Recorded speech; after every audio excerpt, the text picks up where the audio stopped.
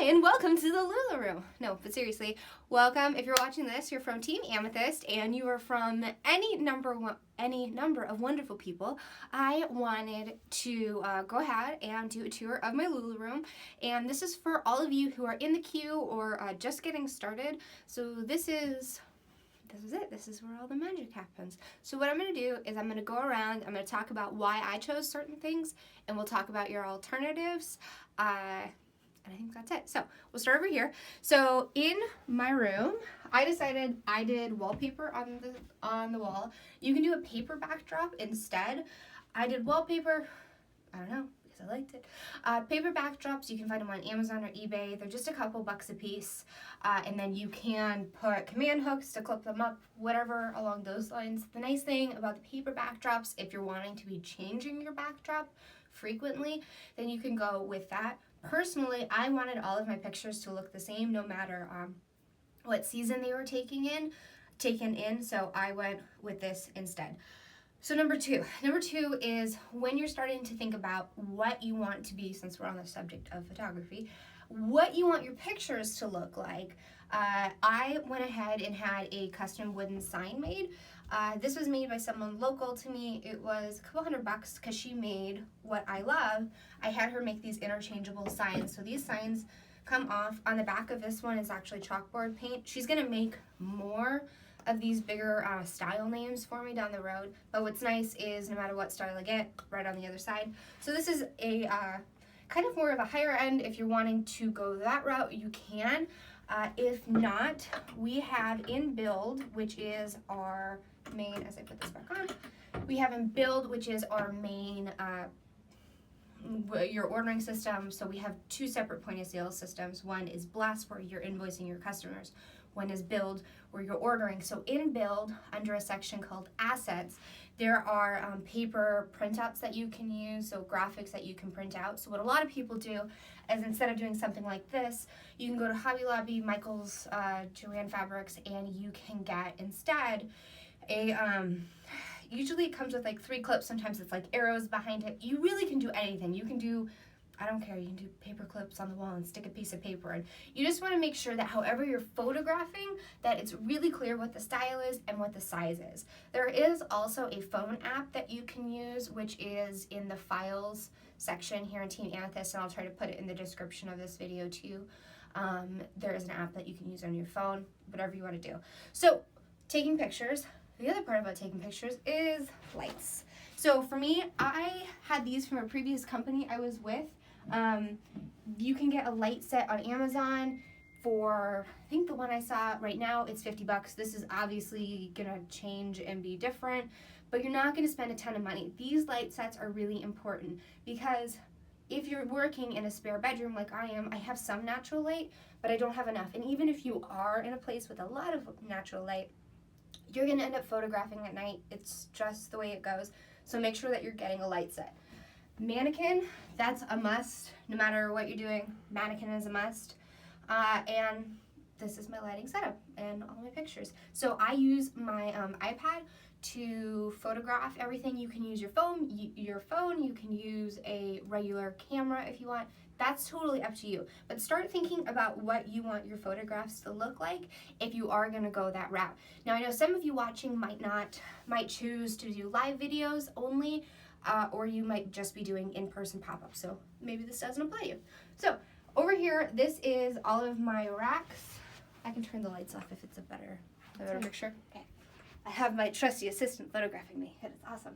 So this is what I decided to do for racks because I am only working in this room, which is like a 15 by 15 space, 15 by 20 room. It's not horrendously big. I got these racks off of Amazon.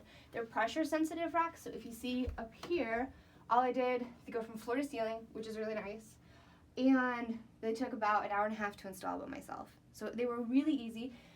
This bigger rack, and you can see, like, even if it's kind of flimsy looking if I wiggle it back and forth, but there's a couple 100 pounds worth of clothes on this, and it's good to go. I've never had a problem, and I really liked it because I'm a military spouse, so we end up moving around a lot. This way, there's no damage, and if I was trying to put actual racks in here, which is another option for you, I would not be able to fit nearly the amount of clothes that I have. So the other option, besides doing a standing rack like this, which you can find on Amazon, you can do the racks from Bed Bath & Beyond. I do have a couple of those, which I use for my pop-ups, but I don't use them for displaying. That makes sense? So those racks you can get from Bed Bath & Beyond. The double racks are $89 minus 20% off, and then you can get single racks too. So if you have more space, you can line those racks up in here instead. You can do standing racks like this. This really is where you get to set up the space that's best for you. Me personally, I do in-home pop-ups here in my house. I don't take my physical inventory very often out. So with this setup as well, I can have people on this side shopping, on the other side of this rack shopping. There's plenty of space for people to move around. So next, how I store my leggings. So this is my legging cube. It's kind of a mess right now, but this is real life, and I didn't clean up that much for you. And by I being my assistant cleaned up, because she is awesome. So I chose this. It was easy, it was cheap, I already had it. You can pick up a shelf like this for, I don't know, like 30, 40 bucks. They're not that much money. You could do the what's the word I'm looking for? Like the tote, you know, that goes in there instead. You get to store these leggings however you want. I have mine separated by one size, tall and curvy. I also have a couple extra baskets that I put on top. Really think about how your space is going to function when you're taking pictures. So when I'm taking pictures, I have this countertop space on top of it. So I take my item, you know, I put it on my mannequin, come back, I can fold it and put it away. So that's how it flows really well for me. If you're also small in space, here is a nifty tip for you. Go over here. I took my closet doors off. This, you know, takes all of about 5 minutes. I'm really lazy and I still haven't taken the rest of the mounting hardware off.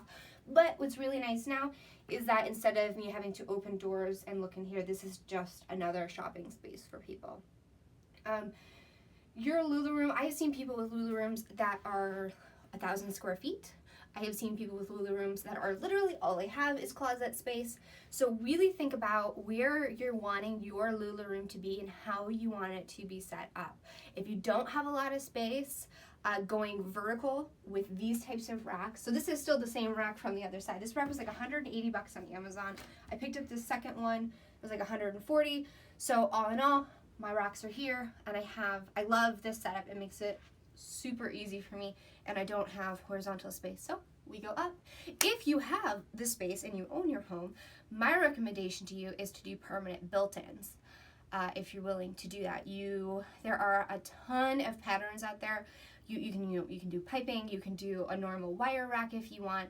So that's something to think about as well if you're owning your home, to actually, you know, if I own this house, you better believe that on that back wall there would be racks everywhere. So the last thing I wanted to touch on would be security. Unfortunately, we had an issue with the babysitter in our house, which is very unfortunate, and some merchandise went missing. So the last thing I'm going to say is, up in the corner, Kitty will show you, there's a security camera.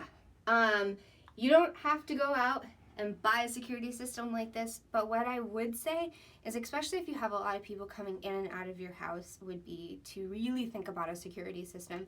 Just because if we would have had one and this merchandise went missing, so now we have cameras we have a camera in our living room, we have a camera facing out above our loft area, and then we have the one in here. If I would have had those, I would have actually been able to catch her getting my merchandise, and maybe we would have gotten it back. So it sucks, it's real life, that stuff happens, so kind of be thinking about that. That's just me. Obviously, all of this is suggestion, and everybody is so different about how they organize things. So, on the topic of organization, here's an example of all of my hangers. So I have these sizing tabs here. You can get them on eBay. It's like $4 for 100 of them. I also attempted, for the most part, I was color coordinating my hangers. They're kind of still that way. My larger sizes are on teal hangers. My larges themselves, that size is on pink hangers, and then medium below is on black hangers. But these tabs are really, really nice. They're super cheap, and when you have people shopping in general, this will make their life a lot easier. So that is how I organize by size. Let's see, how am I missing anything else? This is the standing joke with Courtney and myself. Courtney, who is head of Team Amethyst. we have an argument about how we decide to hang things. Now, my Randys are hanging right now, but normally my Randys are not hanging. They're flipped over the hanger like I have my Irmas. And I mention this only because it's a funny joke between us.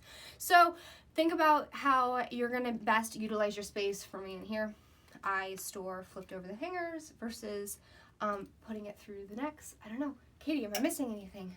Have I covered it all? I think that's it. I've got another cubby system here. This is actually a shoe cubby here that I use. Again, it's a mess. I use for kids' leggings. Remember, this is supposed to be a fun place for you. Your LuLaRoom should not be a place where you go in and you're like, oh my god, I don't even want to be in here.